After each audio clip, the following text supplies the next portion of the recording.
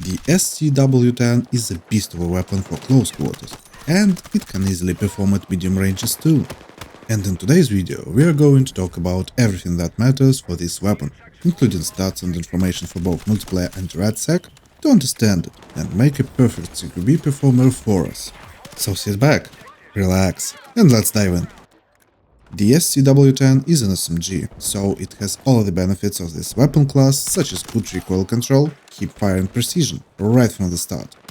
But what is not typical for SMGs is that it has 33.5 damage, and with 800 RPM rate of fire, it is one of the best automatic weapons in terms of STK and TTK on paper, at least for Zone 1 ranges. But of course, as with every weapon in the game, it has something to balance this out.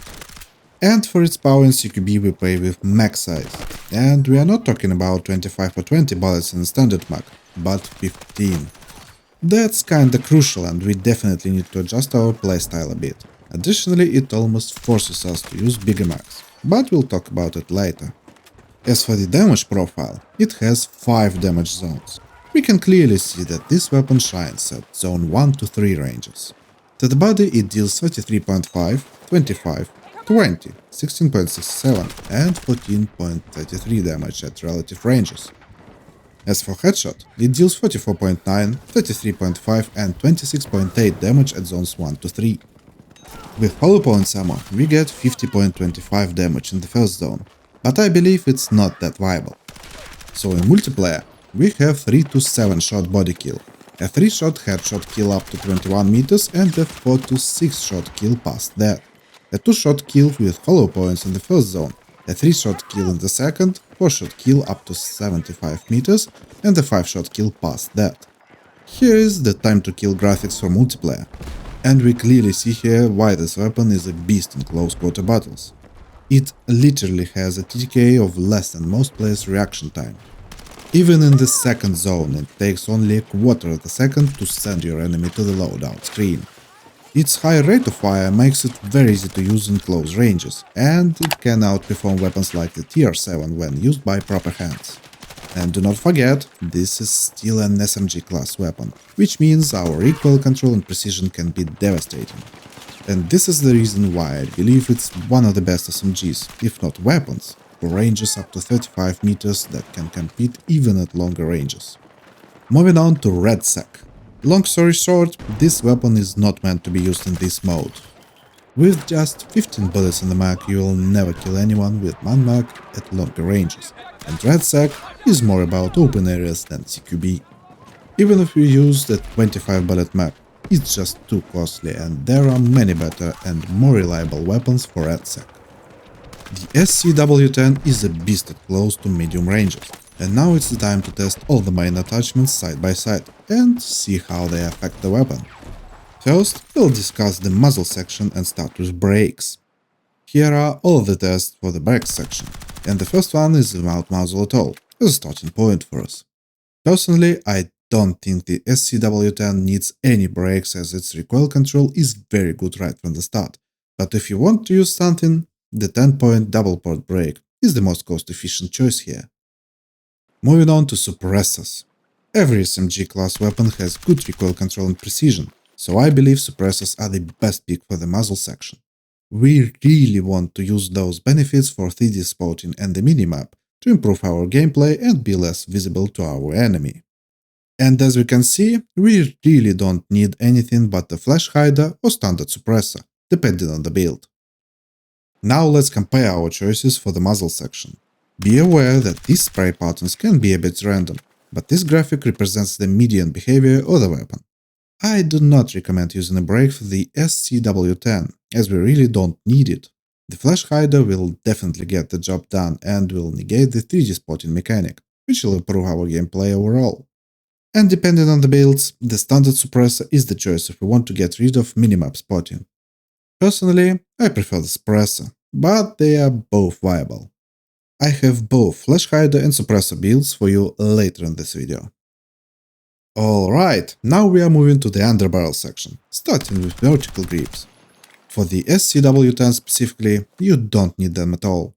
This weapon can easily operate and be precise even without using a grip, and what we really need here is to improve other stats such as ADS transfer time.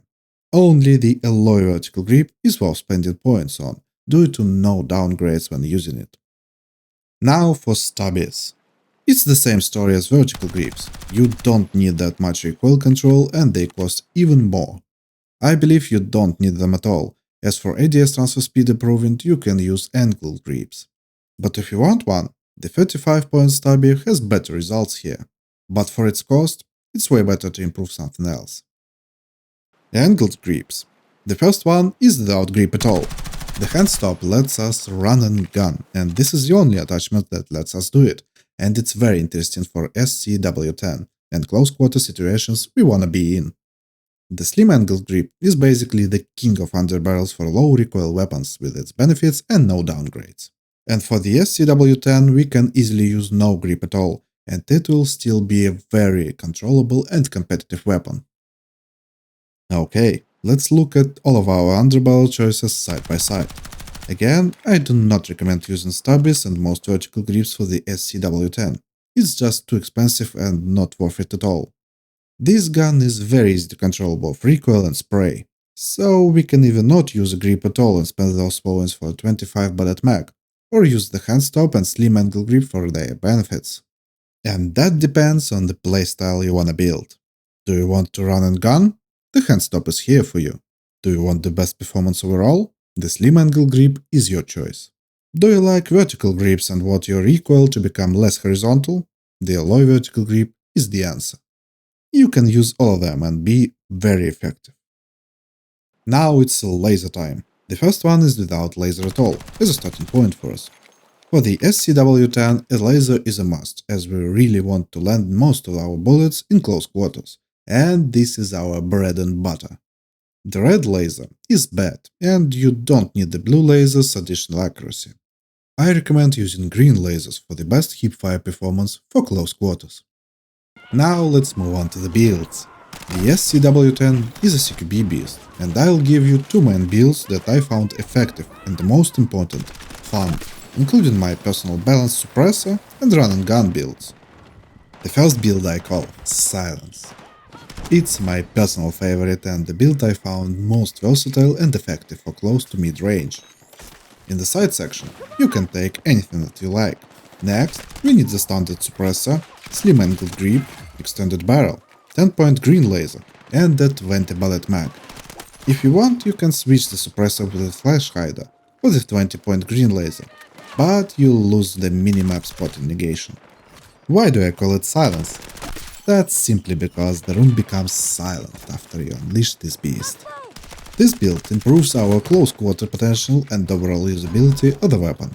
The suppressor passively improves our survivability as it negates 3D and minimap spotting. We use a slim angle grip for its benefits, and an extended barrel to improve our muzzle velocity for medium ranges. And green laser is the obvious choice for hipfire accuracy.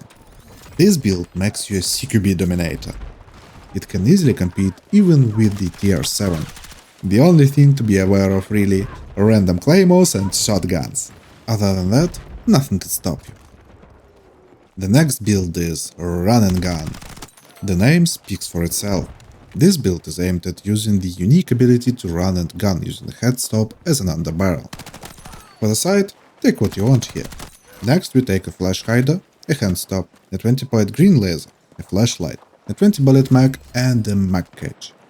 As I said, this build is aimed at making it a run and gun killing machine in close quarters and at letting us dominate our enemies with hip fire. We have everything to make it work. The flash hider is to negate 3D spotting. The handstop lets us shoot while running. The 20-point green laser and the flashlight gives us the most hipfire accuracy we can get. The 20-round mag for obvious reasons. And for the last 5 points we take a mag catch to help us with the reloading a bit. This build is very fun, and I got many moments of enjoyment while playing with it. And I'm not gonna lie, it was even more fun than my M417A2 CS style build. And of course it's effective too, and will destroy, if you use it correctly. In conclusion, the SCW10 is a fun and deadly weapon. It makes you almost never lose CQB fights if you react first. and it definitely can give a fight and be competitive even at medium ranges. Let me know what you think about it in the comments section. And if you have any tips, feel free to share them too. If you liked the video, press the like and subscribe buttons for future content. And thank every one of you so much for your support. It helps and matters to me a lot. Thank you for watching. See you next time. Bye bye.